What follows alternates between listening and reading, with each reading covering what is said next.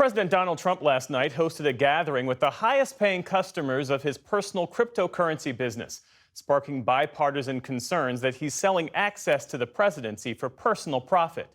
The dinner, held at his Northern Virginia golf club, was organized to boost sales of his cryptocurrency coin, launched just days before the inauguration.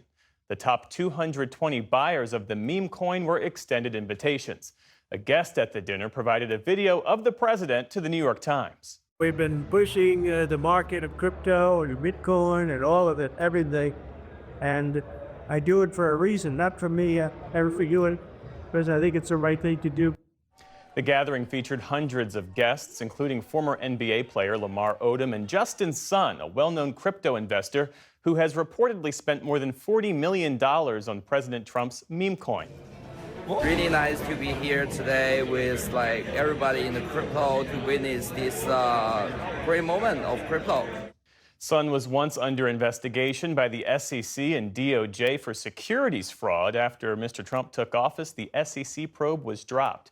Joining us now to discuss all this is Eric Lipton, who covers the intersection of the presidency and Mr. Trump's businesses for the New York Times. Thanks for being with us. So, Eric, to secure a seat for this dinner last night, attendees had to be among the top 220 holders of the Trump meme coin, which meant that they spent somewhere in the range of $2 million. How does this all work?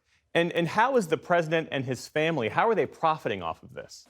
This is a very unusual situation. This is not a campaign contribution that's going to a political cause that supports a candidate. This is money that's going directly to Donald J. Trump, his sons, and his family, along with their business partners. And so you have individuals here that, with his position as president, he's urging people to buy the cryptocurrency meme coin in exchange for getting access to him at a dinner and also visiting the White House. And in fact, I was outside of the White House today while 25 of the VIPs, the biggest holders of his cryptocurrency, I watched them as they entered the White House, and then I was there as they exited as well. So, I mean, this is what you would pay to play. I mean, this is where the term comes from. You're paying to get access to and directly, personally, financially benefiting the president and his family. It's a very unusual situation in American history. Well, the guest list was private, but tell us more about who was in the room, including the 25 people you just mentioned.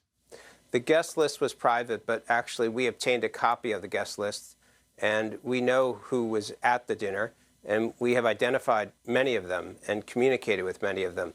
And they come from all over the world, but particularly from Asia, from China, from Singapore, from Korea. Many of them are major crypto players from Asia. And they are seeking, in some cases, to enter the United States marketplace.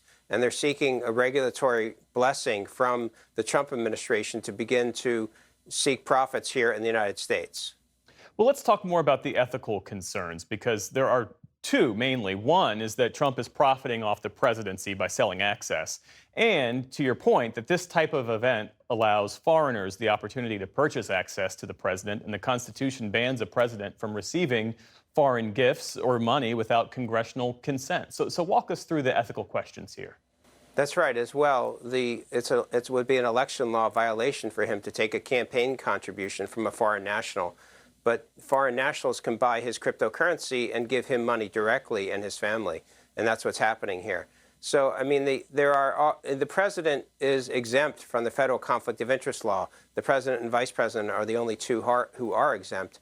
So even though he's taking actions that benefit the crypto industry and in actions that indirectly benefit some of these individuals that are buying, like Justin Sun with the SEC putting a pause on that investigation, he is not actually criminally liable for that conflict of interest because he's exempt from that.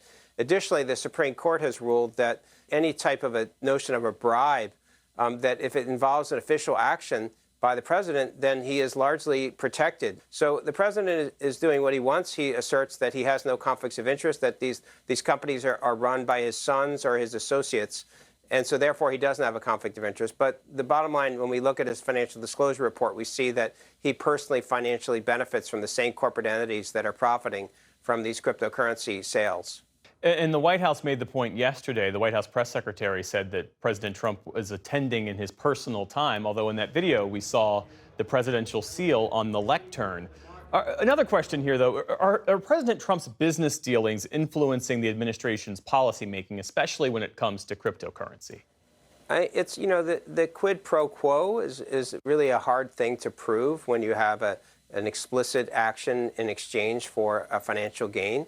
I mean, what you have in sequentially is that there does appear to be, a sequential relationship between people are investing, in literally billions of dollars in the Trump family-related cryptocurrency companies, and the president is pushing for actions by the federal government or taking the actions himself that benefit some of these same companies. So these things are happening. They are factually occurring.